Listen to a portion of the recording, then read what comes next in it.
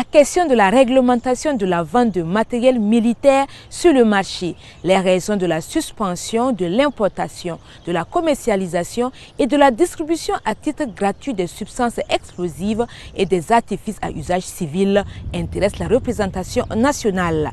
Le ministre de la Défense et le ministre en charge du Commerce ont éclairé la lanterne des députés sur ces questions. La teneur des débats dans ce magazine.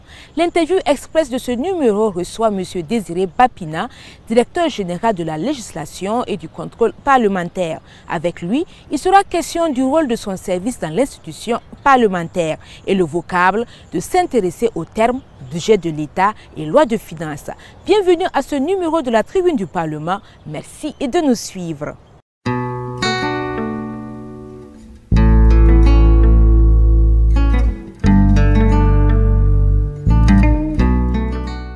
Tout d'abord, le carnet d'audience du président de l'Assemblée législative de transition, le docteur Ousmane Bougma, a reçu le 27 avril 2023 l'ambassadeur du Maroc auprès du Burkina Faso. Des sujets d'intérêt commun ont été au centre des échanges entre les deux personnalités, Idrissa Warga et Alizeta Nakanabo Kwanda, pour le compte-rendu. L'ambassadeur du Maroc en visite chez le président de l'Assemblée législative de transition. Le renforcement de la coopération entre le Maroc et le Burkina Faso au centre des échanges. Des perspectives de coopération dans des secteurs porteurs discutées entre les deux autorités. Nos relations sont excellentes. Nos relations bénéficient bien sûr d'une dynamique vertueuse, d'une dynamique qui a cette ambition d'aller de l'avant et de prospecter de nouveaux horizons. Nous avons parlé plus concrètement des chantiers à venir en termes de coopération, de l'augmentation du quota de bourse qui a été annoncé récemment. Le diplomate marocain se dit confiant quant à la prospérité des relations mutuelles entre les deux pays à travers le canal de la diplomatie parlementaire. Dans la même veine, le président de l'ALT a également reçu en audience le jeudi 20 avril l'association Morija et la Chambre des métiers et de l'artisanat du Burkina Faso. La synthèse de ces rencontres avec Innocent Darankoum et Alizeta Nakanabo Kwanda. L'association Morija, une ONG suisse œuvrant dans l'humanitaire au Burkina Faso, en visite de courtoisie chez le président de l'Assemblée législative de transition, le docteur Ousmane Bougma. Objectif, mettre les activités de cette ONG en lumière et obtenir l'accompagnement de l'institution parlementaire. Au Burkina Faso, nous intervenons dans plusieurs domaines. Notamment, nous avons le domaine de la santé avec de la kinésithérapie et l'orthopédie que nous faisons à Kaya. Nous sommes dans le domaine de l'éducation où nous faisons beaucoup de cantines et à la construction d'écoles également. Bon, nous sommes dans le domaine également du développement rural. Et quand on dit développement rural, c'est l'agriculture, c'est justement tout ce qui a comme ressources pour le financement des activités des femmes, etc. L'association a également présenté au chef du Parlement une bénévole suisse qui a parcouru 150 km à la nage pour obtenir 38 millions de francs CFA afin de financer les programmes de l'ONG Morija. J'ai traversé le plus grand lac d'Europe aller-retour, donc 150 km en 2 jours et demi. Et puis du coup on a récolté les fonds grâce aux sponsors que j'ai pu avoir en Suisse ou grâce aux particuliers privés qui ont été touchés par le projet et du coup ont décidé de verser des fonds et me soutenir. À la suite de l'association Morija, c'est une délégation de la Chambre des métiers et de l'artisanat qui est reçue. La délégation a sollicité l'accompagnement de l'Assemblée législative de transition. Le secteur de l'artisanat est dit comme deuxième pourvoyeur d'emploi, mais nous, de la Chambre des métiers, nous voyons que c'est le premier secteur pourvoyeur d'emploi. Parce qu'après l'agriculture, qui ne dure que 4 mois, les autres mois, la plupart des agriculteurs se revêtent dans l'activité de l'artisanat. Donc, nous avons sollicité à ce qu'ils nous accompagnent pour que ce secteur soit pris en compte à sa juste valeur afin que le développement se pérennise tout simplement. L'occasion est saisie par la présidente de la Chambre des métiers et de l'artisanat pour féliciter le président Ousmane Bougma pour son élection à la tête de l'institution parlementaire. Cap sur les questions orales à la représentation nationale. Le ministre de la Défense et le ministre en charge du Commerce ont été interpellés par les députés le 18 avril. Les questions orales à l'ordre du jour de cette plénière sont la réglementation de la vente de matériel militaire sur le marché et les raisons de la suspension de l'importation, la commercialisation et la distribution à titre gratuit des substances explosives et des artifices à usage civil. Des questions auxquelles ont répondu les représentants du gouvernement devant les parlementaires. On en sait davantage avec Idrissa Warga, Innocent Darankoum et Hagada Judith Kimadi. Le ministre d'État, ministre de la Défense et des anciens combattants au parloir de l'hémicycle pour répondre aux questions orales sans débat des députés. Il s'agit d'une question en 3 grands points des députés Pawinde Edouard Savadogo et Samadou Ouari. Une question en rapport avec la réglementation de la vente de matériel militaire sur le marché et son encadrement conformément aux dispositions de la loi numéro 080-2021/AN portant régime général des armes, de leurs pièces, éléments, munitions et autres matériels connexes au Burkina Faso. Pour les armes, il faut se rappeler que c'est vraiment réglementé. On est vraiment strict là-dessus. Maintenant, pour les autres aspects relatifs à la réglementation, j'ai bien dit que sur ces matériels connexes, il y a vraiment une anarchie que nous tentons de réglementer, notamment par les personnels déployés aux frontières, notamment la police et la gendarmerie. Mais maintenant, les troupes qui sont de l'autre côté participent à ce contrôle-là. Tout comme nous sommes tous interpellés en tant que population, en tant que volontaires pour la défense de la terre. À ce même exercice s'applique le ministre en charge du commerce, Serge Poda. Il éclaire pour sa part le député Daniel Zongrana sur les raisons de la suspension de l'importation, la commercialisation et la distribution à titre gratuit des substances explosives et des artifices à usage civil. Le constat sur le théâtre des opérations fait ressortir, outre l'usage des armes à feu, les terroristes utilisent aussi des engins explosifs improvisés, lesquels sont en majorité fabriqués artisanalement à l'aide de composantes chimiques explosives. Prenant en compte l'utilisation de ces substances explosives par les groupes armés terroristes dans leur mode opératoire sur le terrain, et dans un but d'assécher les sources d'approvisionnement, le gouvernement, lors du conseil de cabinet du 22 avril 2022, a instruit la prise de mesures urgentes pour recadrer l'importation, la commercialisation et la distribution de ces substances. Des réponses qui ont satisfait les auteurs des questions orales à l'ordre du jour de cette plénière. Les 12 auteurs qui n'ont pas manqué de rappeler au gouvernement l'intérêt de la réglementation efficace de la vente de matériel militaire ainsi que de l'importation et la commercialisation à titre gratuit des substances explosives dans le contexte actuel du Burkina Faso. Les députés ont également interpellé à travers 2 questions orales le ministre de l'Hygiène publique et le ministre en charge de l'économie au cours d'une séance plénière le mardi 18 avril 2023. Ils ont respectivement été entendus sur la question des conseils nutritionnels et sur l'affaire dite de trading.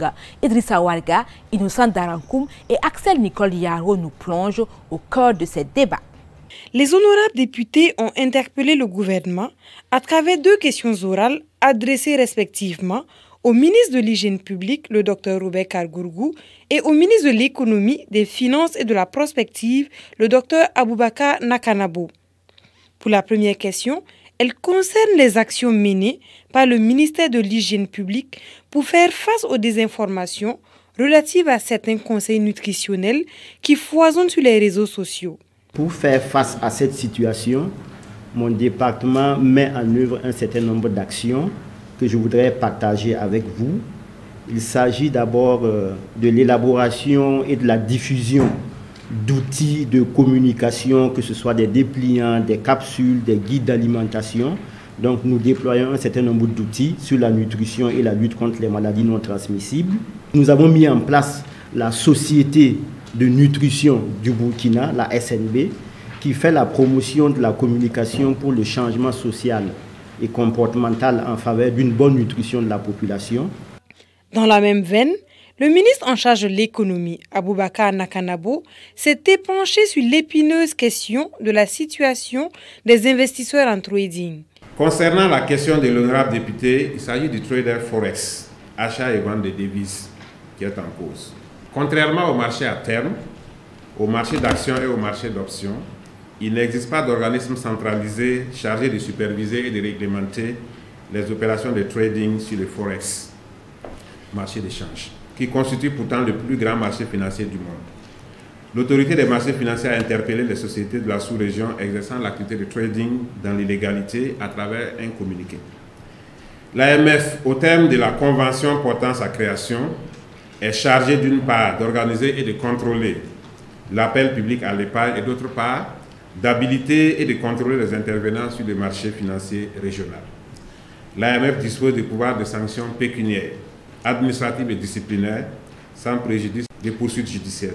Au total, ce sont des milliers de victimes, 9 personnes morales et 11 poursuivies pour, entre autres, escroquerie aggravée, délit d'apparence, soustraction frauduleuse à l'impôt, blanchiment de capitaux pour un préjudice de plus de 20 milliards de francs CFA.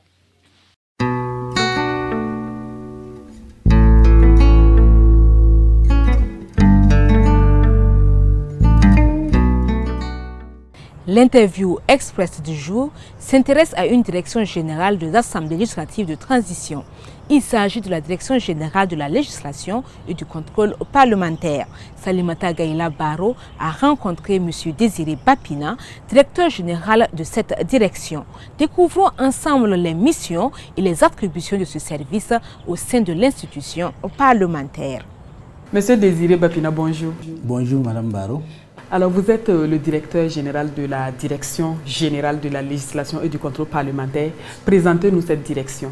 La Direction générale de la législation et du contrôle parlementaire se situe au niveau du secrétariat général. C'est l'une des 2 directions générales du pôle secrétariat général. Et au terme des dispositions de l'article 101 de la résolution portant un règlement administratif de l'ALT, la Direction générale de la législation et du contrôle parlementaire est chargée d'organiser et d'assurer le support technique aussi bien en termes de procédures législatives qu'en termes de contrôle parlementaire au profit des députés. Et la direction est aussi chargée de veiller à la mise en œuvre de la politique en matière de promotion et de traduction des langues nationales au sein de l'Assemblée législative de transition. Et la Direction générale de la législation et du contrôle parlementaire, pour parvenir aux missions qui lui ont été confiées, est organisée autour de 2 directions. Il y a la direction des comptes rendus et la direction des séances, des commissions et de l'appui au contrôle parlementaire. Et la direction des séances et des comptes rendus est chargée, au terme des dispositions du règlement, d'abord de la transcription des interventions en séance plénière de l'Assemblée législative de transition. Comme deuxième attribution de cette direction-là, il s'agit de produire, d'élaborer les PV, les procès-verbaux des débats parlementaires et d'élaborer, de produire ce qu'on appelle les comptes rendus analytiques des débats parlementaires. Quant à la direction des séances des commissions et de l'appui au contrôle parlementaire, d'une manière générale, elle doit organiser et assurer le support technique et administratif pour permettre à l'Assemblée législative de transition ainsi qu'à ses commissions générales d'assurer le travail parlementaire. Et de façon spécifique, il s'agit de vérifier la recevabilité des projets de loi, que des projets de propositions de loi qui sont transmis à l'Assemblée législative de transition. Il s'agit d'apporter un appui technique aux commissions générales, aussi bien en plénière des commissions qu'en plénière de l'Assemblée législative de transition. Il s'agit aussi d'assurer le suivi des lois votées et il y a bien d'autres dispositions, bien d'autres prérogatives. Et comment se fait l'accompagnement des députés afin qu'ils puissent jouer pleinement leur rôle régalien quand on sait que certains d'entre eux ne sont pas des spécialistes de droit? Pour pallier à ces difficultés-là, en début de législature, généralement, il y a un ensemble de séances de renforcement des capacités des députés dès l'installation de chaque législature. Et après l'installation des commissions générales, il est fait en sorte que chaque commission, en fonction de son domaine de compétences, organise des sessions de renforcement des capacités de ses membres. Il s'agit des formations en lien avec les aspects juridiques, les aspects sociaux, économiques, sécuritaires, affaires étrangères, ainsi de suite. Et il faut ajouter à ces formations continues-là la présence aux côtés de ces députés d'un certain nombre de techniciens, des collègues qui sont de l'administration parlementaire, qui leur apportent un appui inestimable pour le bon déroulement du travail parlementaire. L'Assemblée dispose-t-elle de toutes les compétences nécessaires dans ce sens? En l'état actuel de nos ressources humaines, nous ne pouvons pas dire que nous avons toutes les ressources humaines pour accompagner de façon convenable les députés dans l'exécution de leurs missions. Nous avons des commissions qui jusqu'à présent ne disposent pas de ce qu'on appelle des conseillers parlementaires, alors qu'une disposition du règlement de l'Assemblée législative de transition dit que chaque commission générale doit être accompagnée par au moins un technicien ayant le profil et correspondant au domaine de compétences de la commission. Donc, en l'état actuel de nos ressources humaines, nous avons besoin d'un recrutement pour renforcer les capacités, notamment au niveau des commissions générales. Merci, M. Désiré Bapina, pour votre disponibilité. C'est moi qui vous remercie.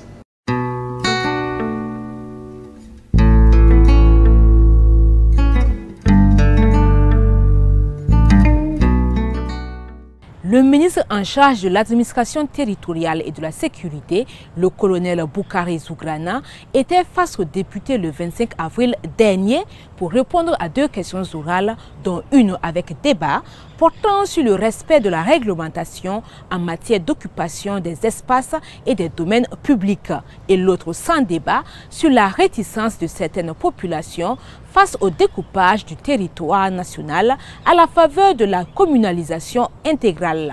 Retour sur la séance plénière consacrée à ces questions orales à travers ce dossier signé Anatole Nakoulman, Idrissa Warga et Anna-Lucie Ekere. Mardi 25 avril 2023, il est 9 h environ. Les députés sont à l'hémicycle.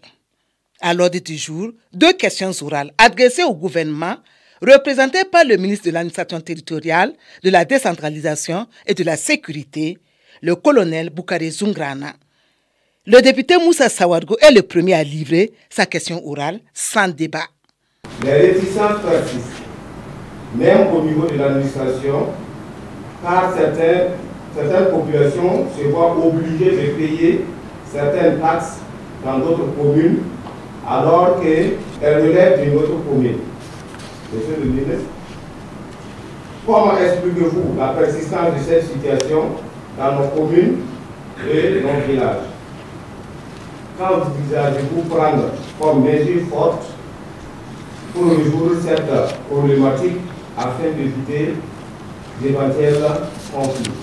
Le colonel Zougrana, à la demande du premier vice-président de l'ALT, l'Assemblée législative de transition, Dafidi Lompo, rejoint le parloir pour des éclaircissements.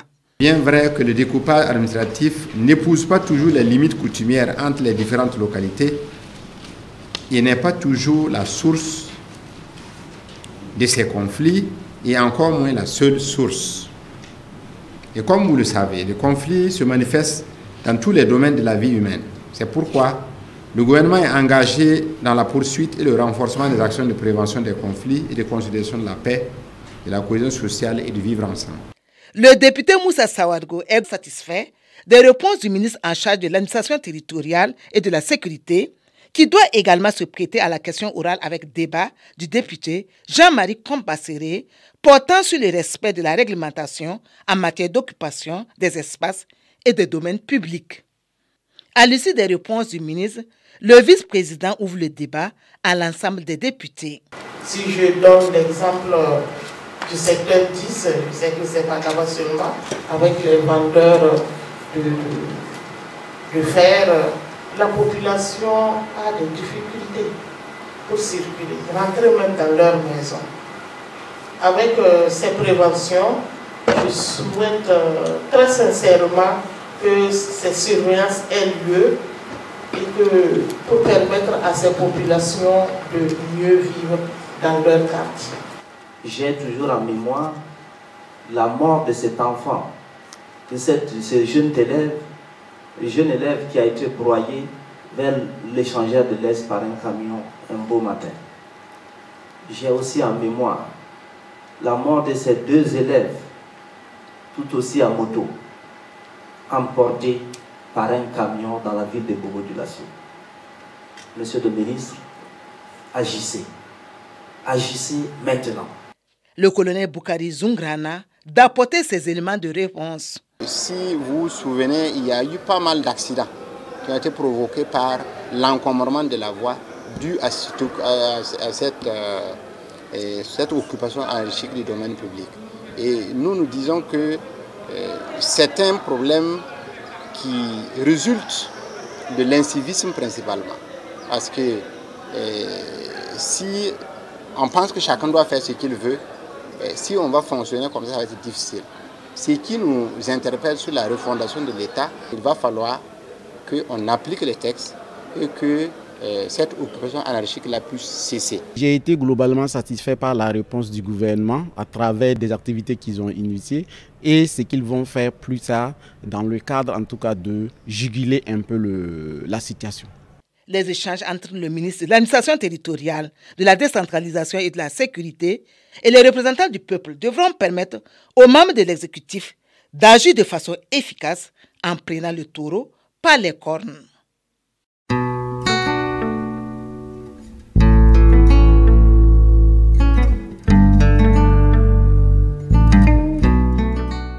Le budget de l'État et la loi de finances sont 2 expressions beaucoup utilisées lors de l'examen et de l'adoption du projet de la loi de finances. Ces 2 termes ont-ils le même sens? Sinon, dans quel contexte sont-ils employés? Suivons les explications d'Evertin Yaro, conseiller parlementaire à la COMFIB, la Commission des finances et du budget de l'Assemblée législative de transition. Le budget, en fait, c'est la partie de la loi des finances qui comporte les détails chiffrés des recettes et des dépenses présentées sous forme de tableaux et correspondant à ce qu'on appelle la nomenclature budgétaire. En fait, si vous voulez, le budget, c'est la partie comptable de la loi des finances. Le terme budget convient beaucoup plus aux praticiens. La loi des finances, en fait, il faut comprendre que c'est l'acte juridique par lequel le Parlement détermine le montant, la nature et l'affectation des ressources et des charges de l'État et de l'équilibre financier qui en résulte. Si vous voulez, la loi des finances, c'est la prévision et l'autorisation parlementaire. Pour un député, il parlera beaucoup plus de loi des finances, mais pour un praticien, lui parlera de budget parce que c'est son outil de travail de tous les jours. La loi des finances peut traiter d'autres questions qui ne sont pas forcément en lien avec la nomenclature, par exemple. Parce que le budget, c'est la répartition en fait des crédits budgétaires entre les ministères et les structures bénéficiaires. C'est la partie détaillée, comptable de la loi des finances. Pour faire la nuance, simplement, quand vous voulez parler par exemple des crédits budgétaires, par exemple d'une structure donnée, vous pouvez parler de son budget. Mais quand vous voulez désigner l'autorisation parlementaire, il vaudrait parler de la loi des finances qui en fait traite non seulement du budget lui-même, c'est-à-dire la répartition des dotations et des crédits entre les ministères et institutions, mais aussi un terme plus englobant qui traite par exemple des textes en lien par exemple avec la gestion des finances, qui n'ont pas forcément l'air répondant au niveau budgétaire. Donc la loi des finances est un terme plus englobant pour le parlementaire pour désigner par exemple l'autorisation qu'il donne à l'exécutif pour mettre en œuvre sa politique. Alors que le budget, pour un praticien, c'est la partie qui le concerne spécifiquement. Un praticien peut s'intéresser par exemple à la partie qui n'intéresse que sa structure sans pour autant regarder toute la loi des finances. Voilà, c'est ça la nuance en fait. Dans la procédure législative, dès lors que le projet quitte la phase gouvernementale, il est toujours appelé projet de loi des finances pour l'exécution du budget de l'État exercice, par exemple en ce qui concerne 2023, on dira projet de loi des finances pour l'exécution du budget de l'État exercice 2023. Quand le document va atterrir à la table du Parlement, le Parlement va l'examiner et apporter certainement aussi ses amendements. À cette phase-là, dès que le Parlement l'adopte, ça devient maintenant définitivement une loi des finances. Le vocable parlementaire met fin à ce magazine. Merci pour votre constante fidélité. À bientôt pour un autre numéro.